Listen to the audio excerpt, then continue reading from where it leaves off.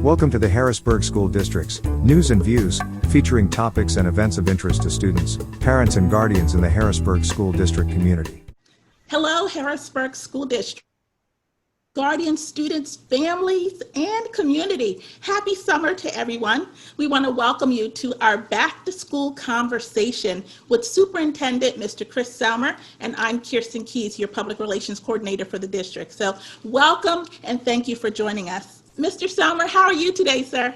I'm doing well, and again, I concur. Thank you to the community for joining us for this very important conversation regarding our back to school planning for the 2021 school year. Awesome. Well, Mr. Celmer, you shared a very important video earlier today with our families about learning options for the upcoming 2020-2021 school year. So this conversation today, we kind of want to recap some of those highlights of that presentation, but we also want to drill down so that our parents and our families are prepared for the upcoming school year. How's that? Sounds like a plan. All right. Well, my first question that I'd like to ask you and for you to share with our families is, how are superintendents across the state of Pennsylvania receiving information to prepare for the upcoming school year? Oh, that's a great question. There's information coming in from anywhere and everywhere right now, both from a national perspective, a state perspective, and a local perspective. And certainly we've been looking at guidance from CDC.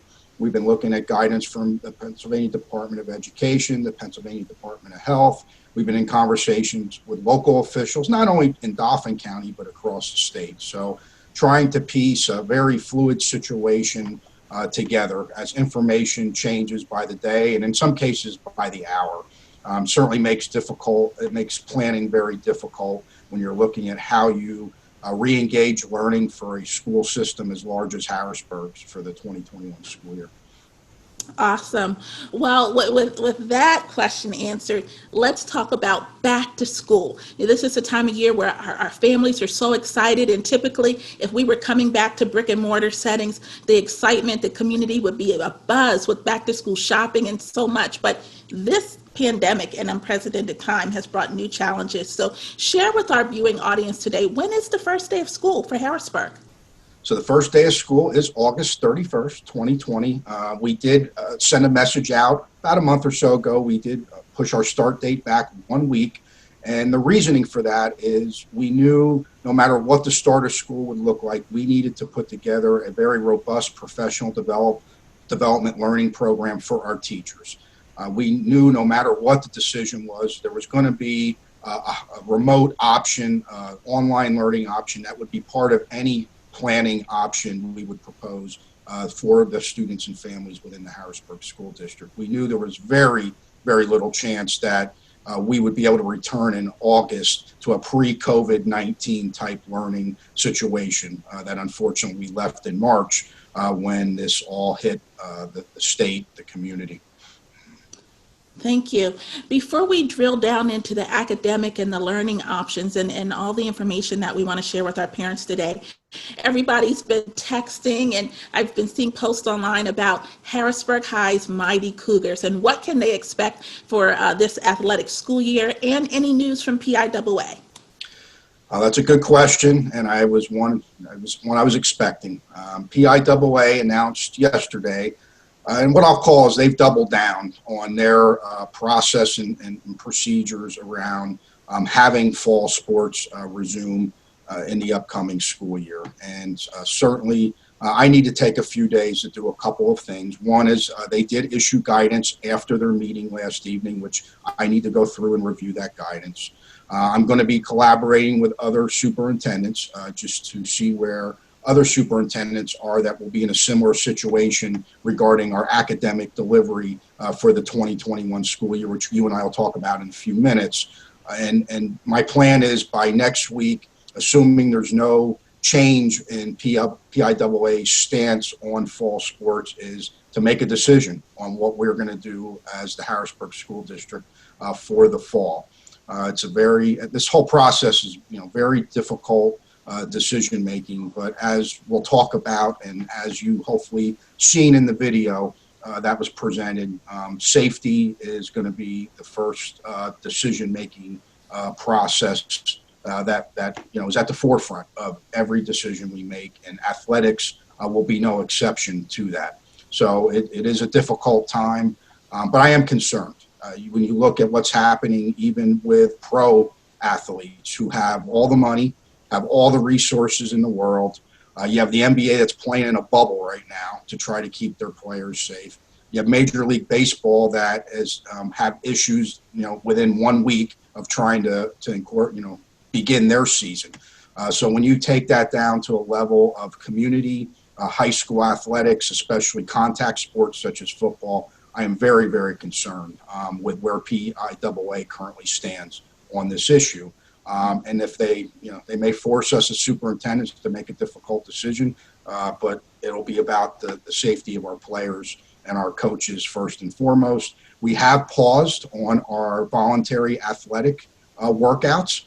We haven't had any issues at this point, but it was purely proactive because I'm concerned with the number of cases and the jump in the number of cases we've seen in Pennsylvania over the past 7 to 10 days. So working with AD Everett, we have paused those voluntary workouts through August 7th, which would be next Friday. And I will also then make a decision and a recommendation on fall sports moving forward. Okay, awesome. Thanks for that update on athletics for Harrisburg's mighty Cougars. You know why? Because you know what? We still got that Cougar pride. Even in the midst of COVID-19, that Cougar pride never dies. So thank you for that update. And I would imagine that you and Coach Cal are going to keep folks posted through Facebook and the website. Absolutely. I mean, we talk regularly. Obviously, this is a major decision-making point that we could be approaching if PIAA, again, continues their stance of trying to push fall athletics onto school districts across the state. Mm-hmm. Well, let's take a deeper dive into the presentation that you provided earlier for our parents. And for those of you who are watching, the presentation that was shared earlier via video, the hard copy of the PowerPoint, the electronic version, is on our district website at www.hbgsd.us. That PowerPoint is available to you in English and Spanish. So in your leisure, please, families, take time to review the information. But for now, we're going to take a deeper dive. Mr. Celmer, you talked about learning options for the upcoming school year. And we kind of also touched on classroom, pathways to classroom instruction. So there's two options, option A, option B. So let's share with our families about option A. Sure. Option A, as you noted, is we're calling it our pathway to classroom instruction. And option A does begin the school year with 100% online instruction to begin the school year. But under option A, we have the opportunity, if if it's safe, if the COVID cases come down and some other metrics are met, to start to transition into a hybrid learning model, which would provide some in-person instruction throughout all our schools in Harrisburg. And we would do that using a phased-in approach where we would look at our youngest learners and we would prioritize our special education learners first as our first cohorts to come back to in-person learning throughout our buildings in the Harrisburg School District. It would be a reduced capacity, so the hybrid schedule essentially would be you'd have a cohort of students, cohort A, cohort B. Cohort A would come to school on a Monday and Tuesday. They would then work remotely Wednesday, Thursday, Friday. Cohort B would be working remotely Monday, Tuesday, Wednesday. We would then bring them into in-person instruction on a Thursday and Friday, leaving Wednesday as a deep sanitation day between the cohorts being in and out of the building. And then obviously Friday evening and even in the Saturday, there would be deep cleaning, sanitation done for the following Monday. So that's one example of how the hybrid, concept and schedule would work once we believe it's safe and our community and families feel that it is safe. Survey data, Ms. Keys, was very strong. In the two surveys that we conducted, there is great concern across the community for those respondents about having their children come back to brick and mortar learning. The community and as superintendent, I acknowledge the impact that's been put on the community essentially disproportionately when you talk about the statistics. And it's been very intense, the impact of COVID-19 on the Harrisburg community. So the community survey data absolutely went into the decision-making process. And I know it's a difficult decision because I know this puts certain families in a predicament as far as what do they do, especially with their young learners. But the safety of our students and our staff had to be at the forefront of this decision, that we had to make. And we wanted to make sure we made this decision. We have over a month yet, basically 1 month until students would return to school. So we wanted to give parents, some time to appropriately plan for, those challenges I know they will face as far as childcare, et cetera, especially for our younger learners and our special education students. So that pathway to classroom instruction, option A, is 100% online, working remotely. Yes, to start, it would be with Harrisburg teachers. And so the difference between the two pathways, the option A and option B, which we'll talk about option B in a minute. Option A, again, it is a pathway to classroom instruction when it is safe. So if you're a parent that you want to see your child come back into classroom instruction with modifications, with reduced capacities, et cetera, then option A is one I would say you would strongly consider because you would have instruction with Harrisburg teachers, you'll have instruction with Harrisburg curriculum, specifically for our elementary and mid-level students. And so the implementation of that pathway is fluid. And then part 3 of that pathway would be once COVID is hopefully gone or we have a vaccine, then we would go back to a pre-COVID-19 type learning environment where all our students are back in a building under normal operating conditions. So that's what that pathway option A lays out. Option B, which is our Harrisburg Virtual Learning Academy, is a full online option which requires a commitment of 1 semester, which would be through January 2021.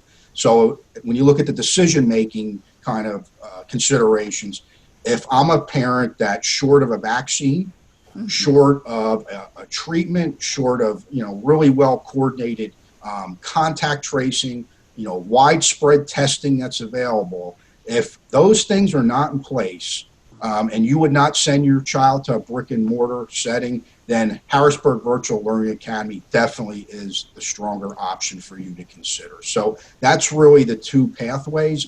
Both start remotely, but you can see option A, there's movement into in-person instruction. Option B stays remote no matter what during that period of time. So option B remains virtual. Remains virtual. That is correct. All right. So Yes. with option A, that's the pathway to classroom instruction. That's where a student starts their learning online with the intention of moving back into the classroom as the guidelines and CDC and our state mandates. They can move from online learning back into the classroom with option A. That is correct. And again, that first move to phase 2 of option A will be a hybrid model where it would not be 5 full days of instruction, but it would at least start to get our students back in our buildings in front of our teachers with in-person instruction. That's what we all want. We know, even though we've made great strides with technology, we've made great strides with online learning, we know, especially for certain populations of learners, it absolutely is best to have them in classrooms. And we know that, but it has to be safe. It has to be safe for our students, and it has to be safe for our staff. Agreed. And then option B is the Harrisburg Virtual Learning Academy. And we both smile when we say that. We've been wanting to, as a district, to develop our own virtual online full-time school. And now, with COVID-19 here, we've been able to expedite that process and launch and develop our own virtual learning academy. And for our families that are watching, it's called the Harrisburg Virtual Learning Academy. And if you just visit our website, HBGSD hbla.us. You can get all the information you need, or you can call to learn more about the Harrisburg Virtual Learning Academy. There's a phone number there, there's an email there, and all kinds of awesome information. So, Mr. Celmer, thank you for sharing about option A, the pathway to classroom instruction, or option B, for parents and students to enroll in the Harrisburg Virtual Learning Academy. Yes, and Ms. Keys, there will be a survey forthcoming next week, Okay. asking parents to make a selection with some additional information on option A or option B. If we don't hear back from families, the default option is option A. So if we don't hear from families and they don't select an option, there'll be an option A. I also want to mention that if you're a parent and you signed up for HVLA 2 weeks ago, obviously you didn't know this option, this pathway to classroom instruction was available till now. So if you're a parent that expressed interest in HVLA, because that was really the only virtual option we had at that point in time, and hearing this presentation and thinking about that, if you want to make the switch from HVLA back to option A, all you would need to do is respond to that survey next week. So I don't want any parent or family to feel like because they selected HVLA 2 weeks ago, they are locked in. What we're looking for is moving forward, once we have the survey data in place, we need to lock in numbers, et cetera, for planning purposes in August heading into the start of the school year. So I just want to make sure I clarified that. I don't want any parent to feel like if they chose HVLA 2 weeks ago that they still have to stay there now that they know there is a model that starts online but would move into classroom instruction. Okay, and that's really important for our parents to understand that they do have options. And your whole presentation today was about learning options for this upcoming school year. But I would want to reiterate, once they do make the decision to enroll and they start in the virtual academy, the Harrisburg Virtual Learning Academy, they must commit to 1 semester. So that's from now until January 2021. They need to commit for the remainder of this year into the virtual academy if they decide to go that pathway. That is correct. We are looking for that commitment, just so there's consistency and what we want to try and avoid based on all the other factors are in play, that we have students moving back and forth consistently. And that's no different than many other school districts have been doing as far as their virtual options. So us proposing that is not, kind of out of the realm of what others are also doing across the state. Okay, now really quickly, before we move on, because we have so much more great information to share, what if a parent has enrolled into like a cyber charter that's not part of our beloved Harrisburg School District? Can they change their mind and come back to our district? They need to change their mind and they need to come back to the Harrisburg School District. High We five. now have an option. And I understand we didn't have an option before. We had a blended model, very successful Cougar Academy, and great program, great things have been happening there, but we didn't have that 100% online, model that matches what a cyber school is doing. I will say, and I'm proud of the model we're building, because the model we're building, while it's 100% online, it also will have Harrisburg School District supports with it. From a guidance perspective, we're looking at Harrisburg teachers being involved, and I do want to thank the leadership of the HEA. They've worked very closely with us for this first year to allow us a transitional year where under HVLA, it's going to be Montgomery Virtual Program teachers delivering the instruction, but for 21-22, the intent is Harrisburg School District teachers will deliver the instruction. But the leadership of our teachers union recognized the difficulties and the complexities of what we're dealing with under COVID-19. And they've been working, beautifully with us up to this point. And I again, publicly thank them.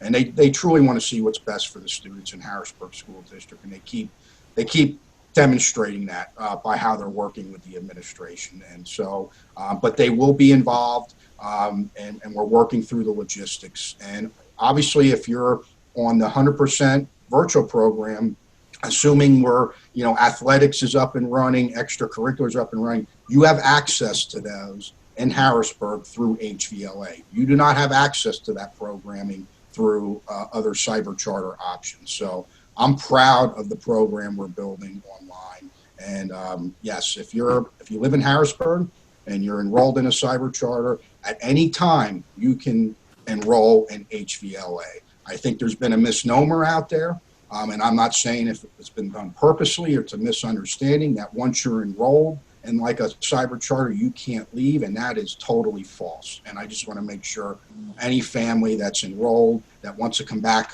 home to Harrisburg, we're welcoming you with open arms, and we want you to come back to our cyber program if that's what fits your needs the best. Well said, well said. And for those who don't know, like when we say a cyber charter, we're talking about the CCAs of the world, and Agora, Agora Cyber and PA Cyber.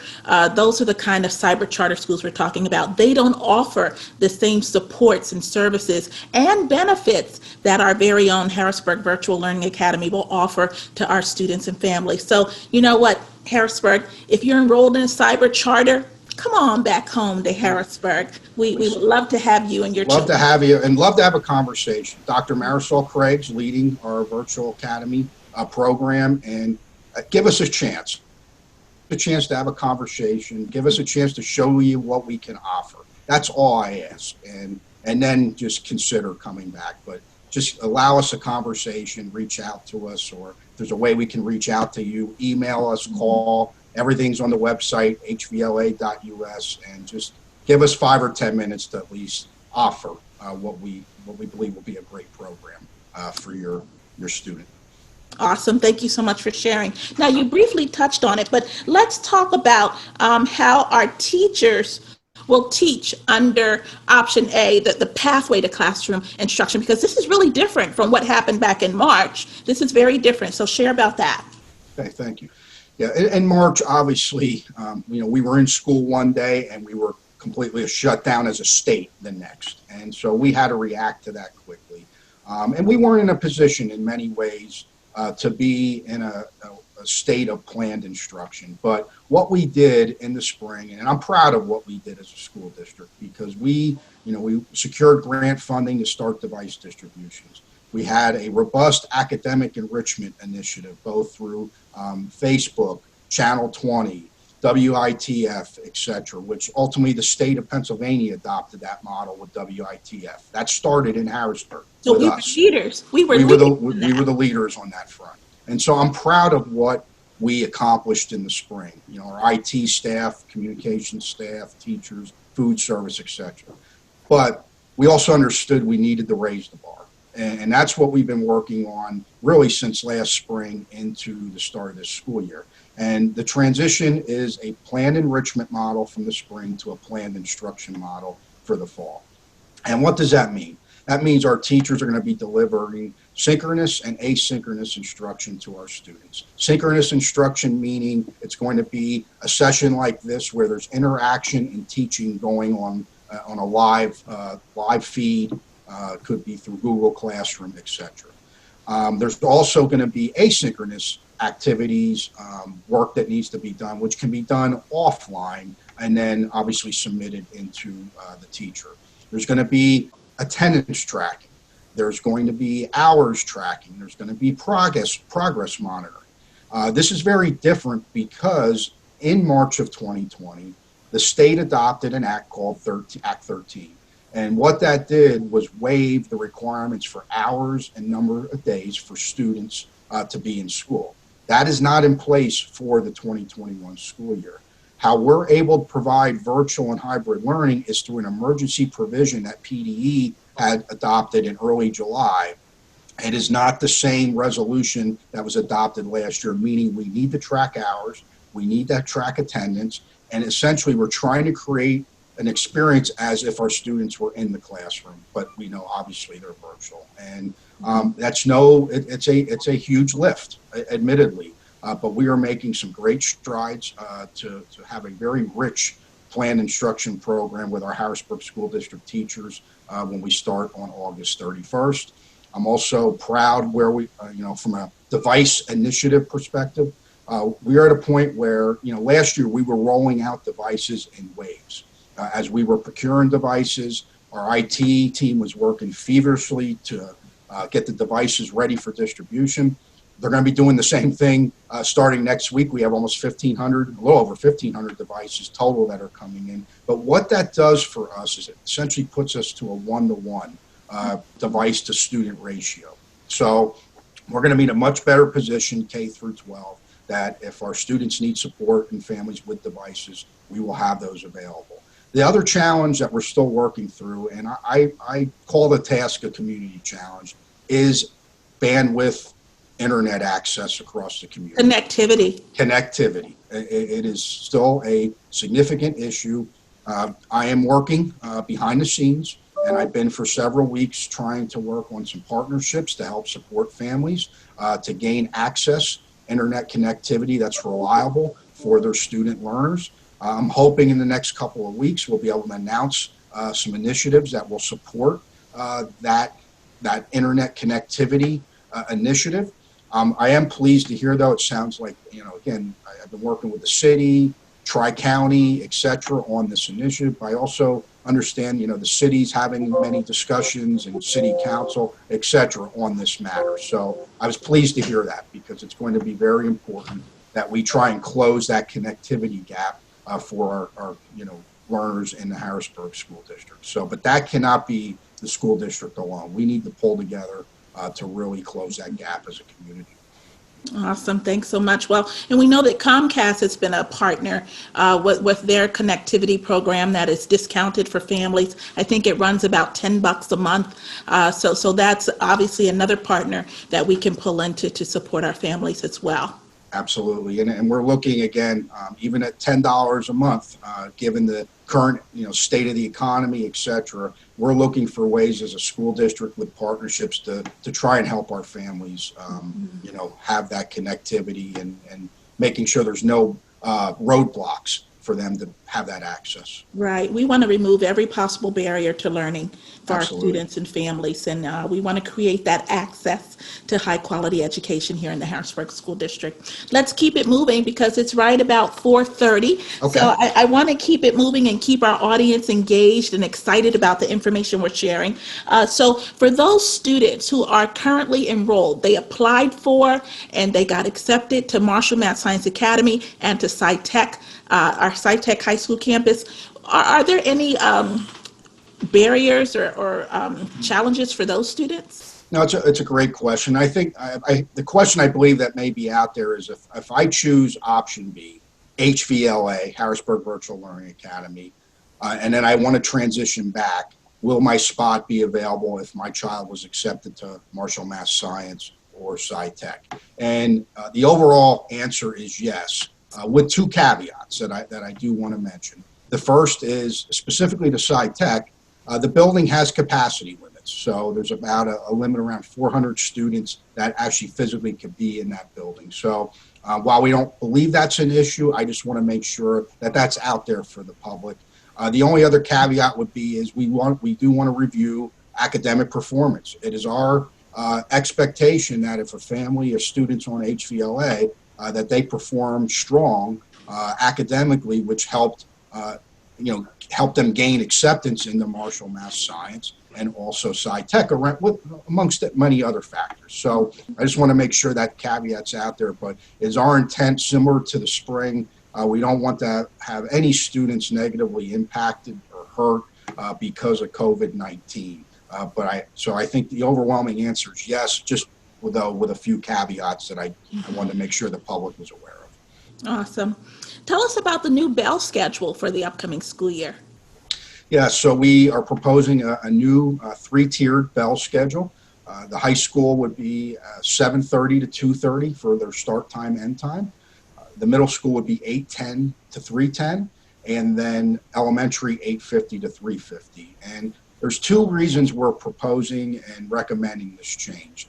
The first actually is a pre-COVID issue, and that was specific to families that had reached out to me throughout the 1920 school year. I also had some community forums that I had with Scott and Roland in the Melrose corridor, and if anyone's been there at dismissal and arrival, they'll know what I'm talking about as far as traffic with student walkers and traffic with vehicles.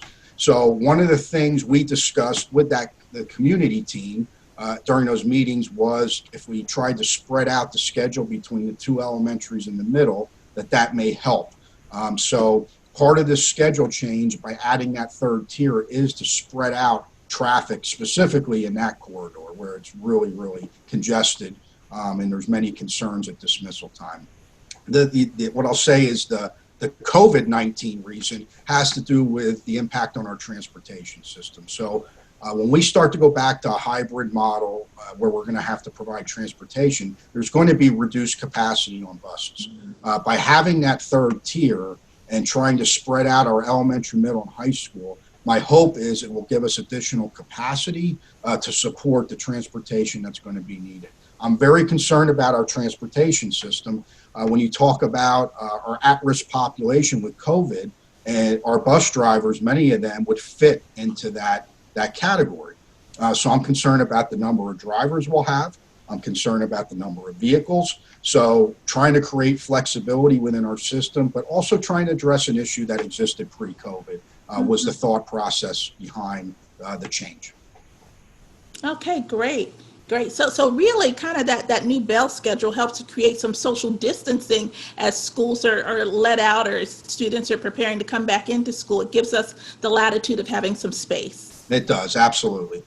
Awesome. Awesome. So here's the thing, Mr. Celmer, during this unprecedented time, whether you're watching the news or special briefings with Governor Wolf or Dr. Levine or Dr. Fauci, this whole COVID has brought along with it a brand new glossary of terms, if you will. So some of these terms are brand new. Our parents have never heard them. So you talked about it a little bit earlier, but what's the definition of a hybrid?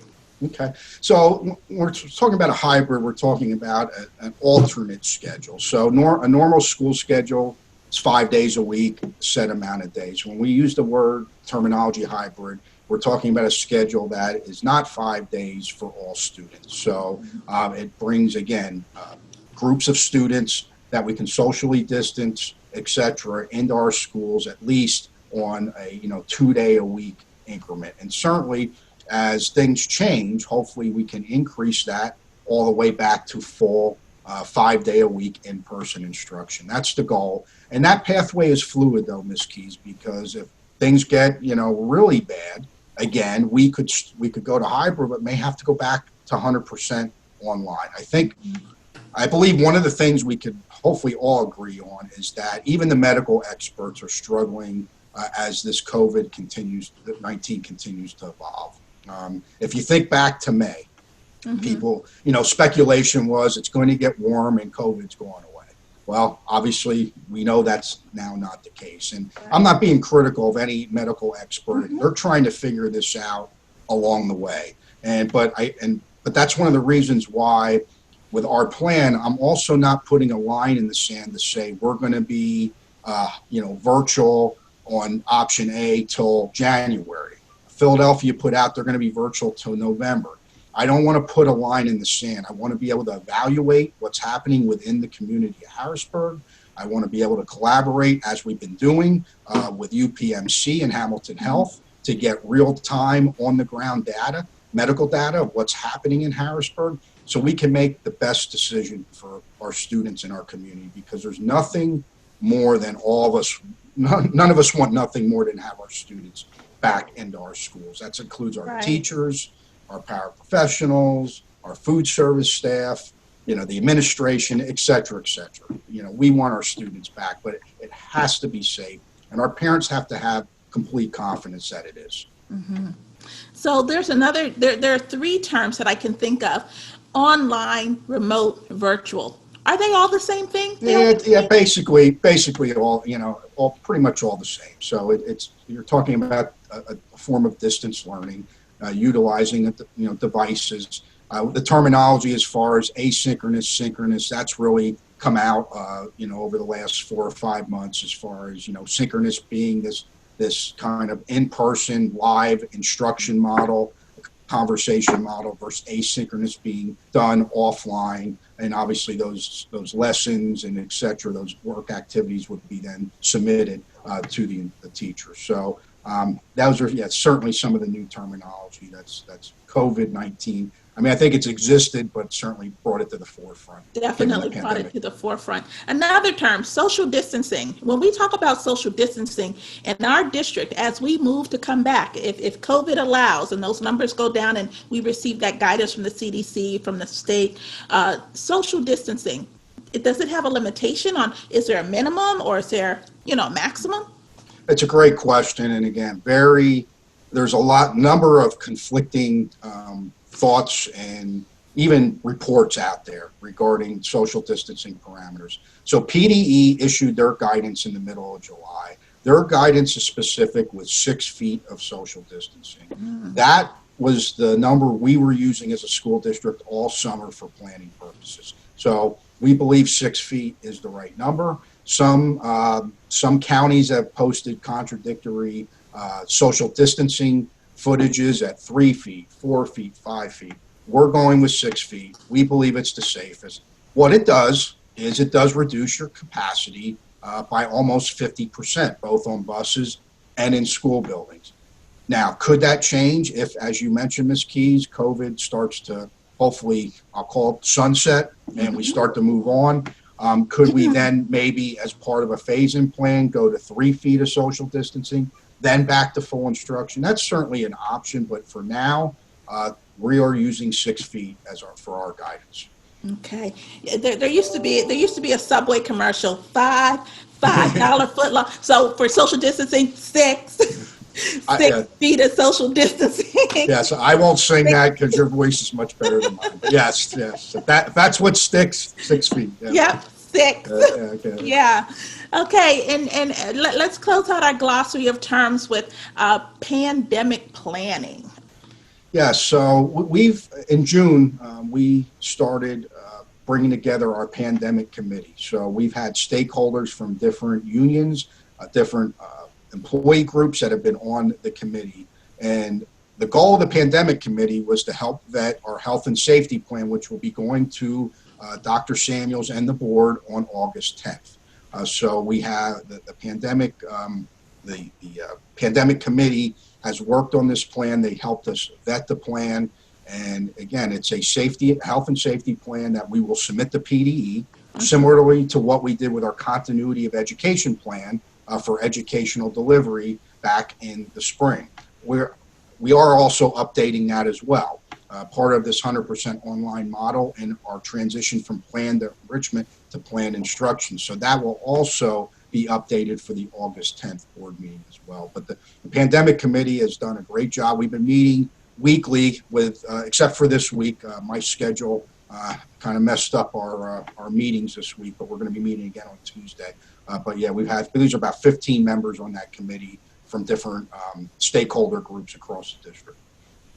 So part of that pandemic planning, and I just want to give a shout out to our facilities department, Craig Glass and Ani Doyle, and to Kevin Riesinger, to Mark Leopard, and all the guys what are some of the things that they've been going around the district doing? Yeah, they've been building the shields for our staff, especially I'll call our frontline staff within our buildings, our secretarial staff.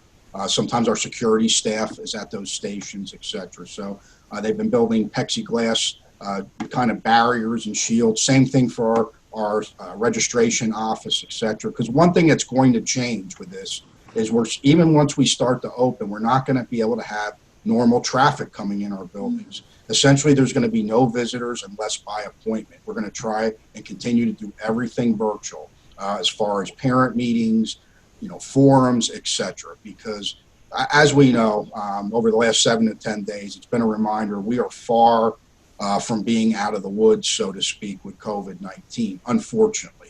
But that is the reality. But when people have to come in, they'll need to wear masks. We've installed hand sanitizer stations throughout buildings. We're continuing to do that through the end of August. We've ordered face shields for staff. We have bottles of hand sanitizer that staff can have and use right at their desk. We're also part of a large order with Lancaster, Lebanon, IU13 for wipes. So there'll be canisters of wipes in every classroom. We're going to be getting pallet loads of those wipes in the next couple of weeks.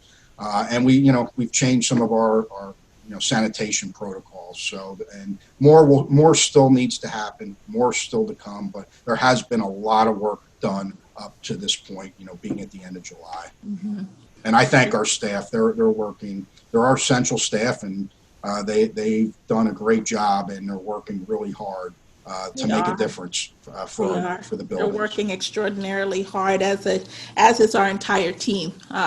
None of us have taken off since March 13th when all this started. We've all been, pedal to the metal, really pushing full force ahead to prepare for our students, to do everything that we can to support them in their education. So, yeah, I agree. To all of our staff here in the Harrisburg School District. I agree, and staff, and again, to the community. I mean, it's been a significant lift trying to put this all together. But again, it really helps when we have the collaboration and the support, and everyone really working for the interests of our children and their safety. Yeah, and before we go on, how about the food service team? Shout out to our Tuesday food service distribution team. They've been distributing food since all this began. They have. They've done a fantastic job. The volunteers that have been supportive. When I think food distribution, there's a lot of people that come to mind, but Miss Crowder up at John Harris, she's been a staple, and I say that to her often. I mean, she at every event, every support you could think about for John Harris, she is there. Working her tail off, and everyone is, and I apologize, not there's many others I could point out, but just being honest, she always comes to mind when I think about the efforts that are happening as far as not just our distribution, but the liaison for the community distribution with community policing. Awesome. Well, let's move it on because we're coming into the home stretch here.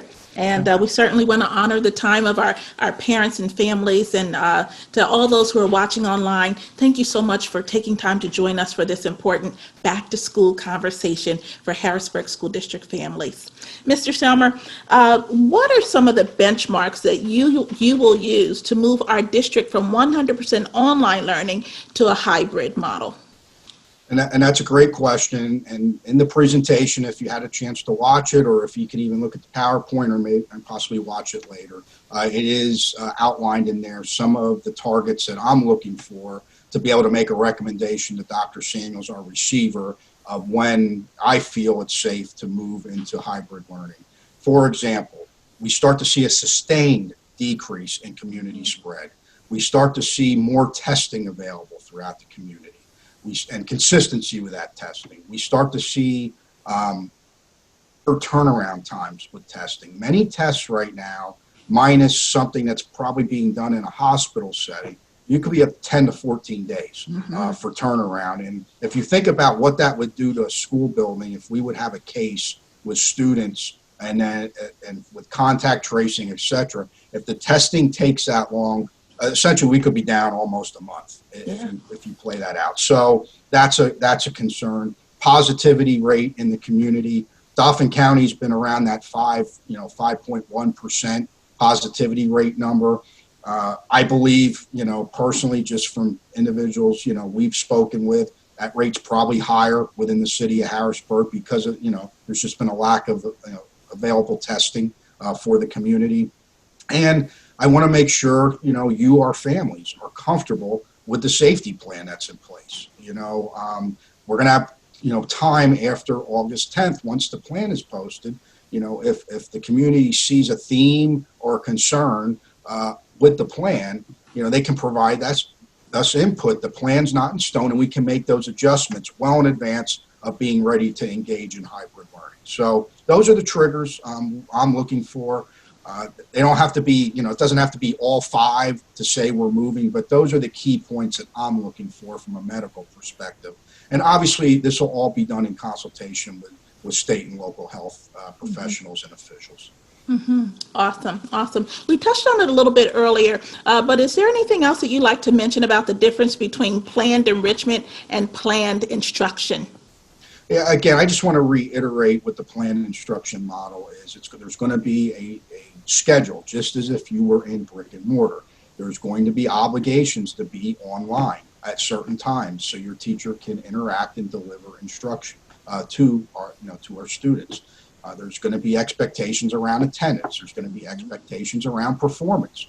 Grades will be given just as they were pre-COVID, et cetera. So I just want everyone to understand it. Essentially, planned instruction, we're trying to get as close to in-person as possible for our students, because we are concerned to our families out there about regression with learning during this time.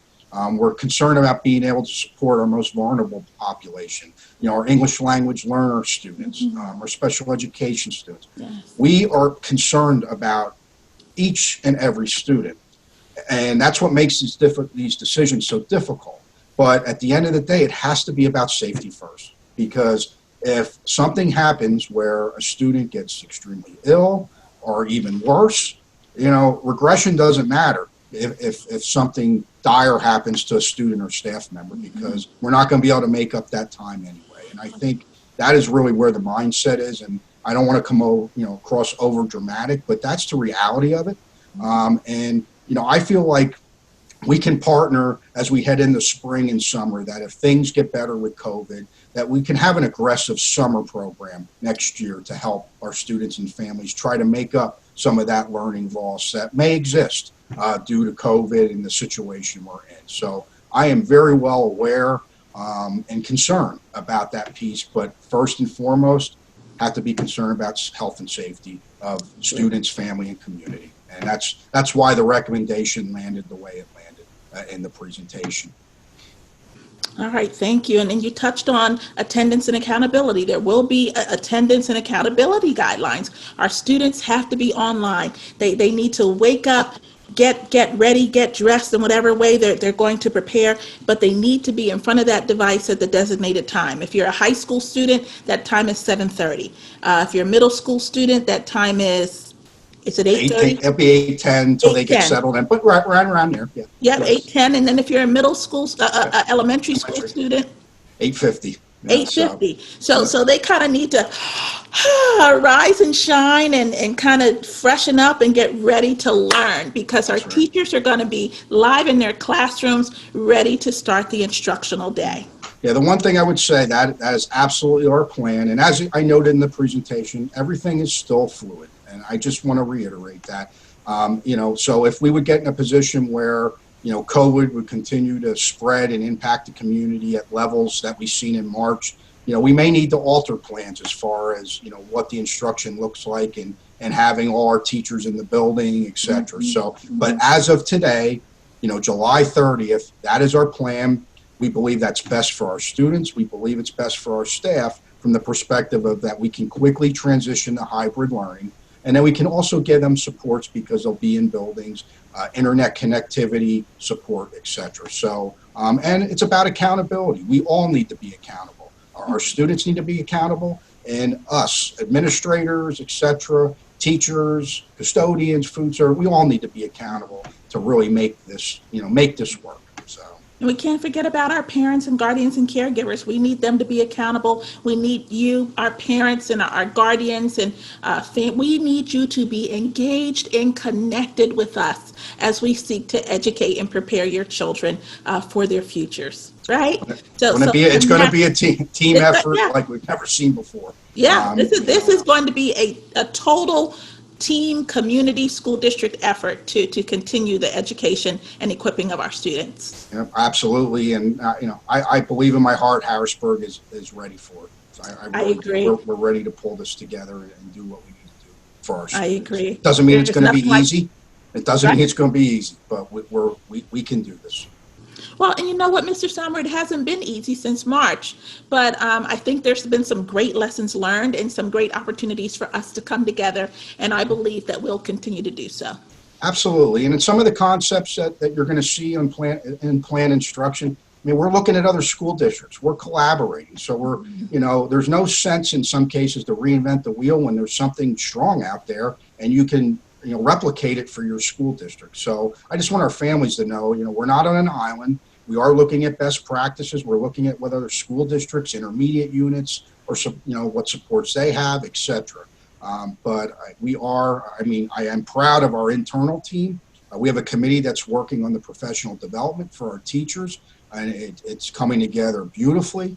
It's going to be a great week of professional development for online instruction, and a lot of it's built. We have great expertise within the Harrisburg School District. We have some superstars that I don't know that many people even know about, and they're rising to this occasion. So, and I'm excited about that. Awesome. You took my next question as we prepare to close out about how the professional development that our staff will receive. How does that professional development and building the capacity of our students, how does that benefit of our teachers and our staff, how will that benefit our students? Absolutely. It's going to benefit them tremendously because we want to provide a enriching but yet planned learning instructional environment for our students. Just because they're not in front of us doesn't mean we cannot move the needle, and that's really what we're trying to do. But we have to equip our teachers, and not everyone can flip the switch and just, be effective teaching online. And we have an obligation as a school district to try to prepare our teachers, our young learners, our families on how to do that. I know some of the things we're looking at for August as far as additional communication. We're discussing possibly even for enrollment. We may be out at food distribution sites to get pre-enrollment forms for, students that need to enroll that may currently, have trouble connecting because of, internet access and email and et cetera. So we're looking for a multitude of ways to connect with our families. So, and part of that will be tech support. One of the models we're thinking about is, kind of a support line for families who are trying to help their young learners or their high school learners navigate an online platform. So in the presentation, you'll see there'll be additional communications forthcoming in August and even in the September. And again, this is a work in progress, and we're far from being done with this work. But it was very important being the end of July.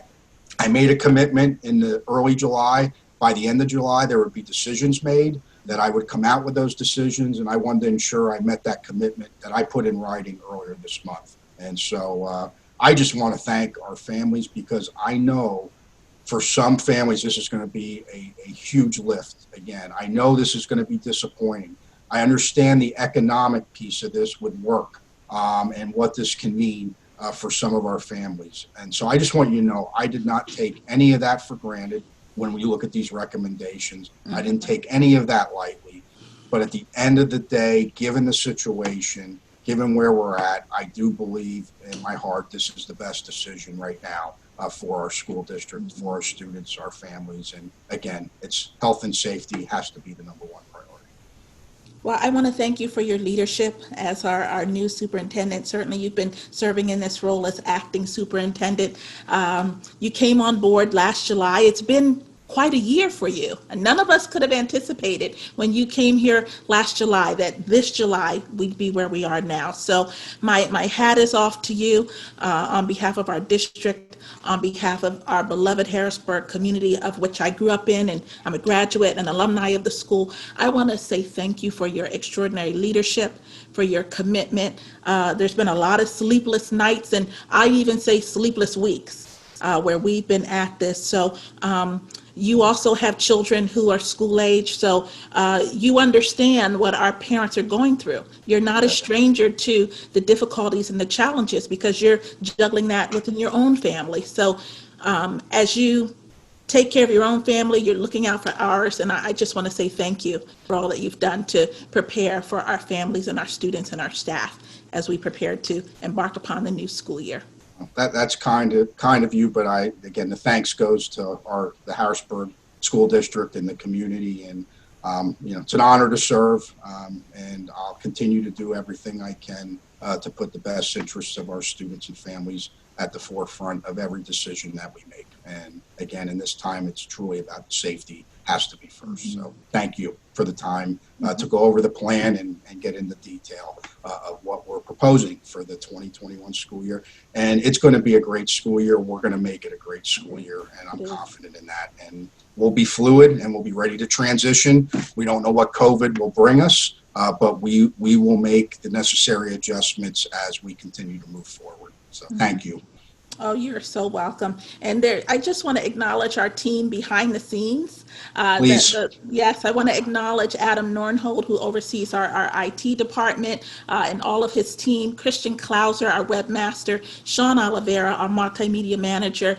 We have a whole team of folks who are supporting us to make this kind of technology, Zoom technology, our website, Facebook, all of that come to life in a real meaningful and comprehensive way. So to everyone who's been supporting our district, thank you all so very much. And Mr. Celmer, as we close out, the last question. As we prepare to enter this new school year, what is your greatest hope for our students in the Harrisburg School District? Health and safety, first and foremost. That is for their families. As I've been going to food distribution sites on Tuesdays and talking with staff, I've heard many stories of how COVID-19 has impacted people in the community. And that's honestly my greatest wish. And obviously, putting health to the side, I want to be back under a normal operation of the school district and providing, continue to work on improving our educational system under pre-COVID-19 conditions. Obviously, I think that's what we all want. But first and foremost, I really want health and safety and everyone to be well. And hopefully we can all get through this because it's been rough for our families. I've had people close to me that have had to deal with COVID. I haven't been exposed to it. I just want to make sure I put that out there since we're live. But I know what the impact is, and the sooner we can get through this, the better for all of us. It's draining, and I know it's draining on the community. So again, just thank you. Let's keep our spirits up and let's just keep pushing ahead. That's all we can do, and let's stay together and keep working. So thank you. All right. Well, Harrisburg School District, there you have it from Mr. Chris Celmer. He is our acting superintendent of the Harrisburg School District. I'm Kirsten Keys, and we want to thank you for joining us. And together, on behalf of the entire school district, our administration, our receiver, Dr. Janet Samuels, we wish you all health. And our school board. And our school board of directors. Yeah, want to make sure, thank them. They've Yes. been very supportive. We've been in recent conversations, and I want to publicly thank them as well. And, they've been they shared some very insightful information because obviously they're in the community. So again, thanks to our school board as well. Thank you. All 9 members. We have 9 school board members, and they have been extraordinary. They have supported us as a district. They've supported our students and families. They've supported our graduates. They attended graduation. They attended the red carpet prom event, and they've been there every step of the way. So to our school board of directors, our hats are off to you, and we say thank you for your service and your dedication to this, our district. So once again, Mr. Celmer, thank you. I'm Kirsten Keys, signing off for the Harrisburg School District, along with Superintendent Chris Celmer, wishing you health, wellness, safety, and a great upcoming school year. Thank you for joining us.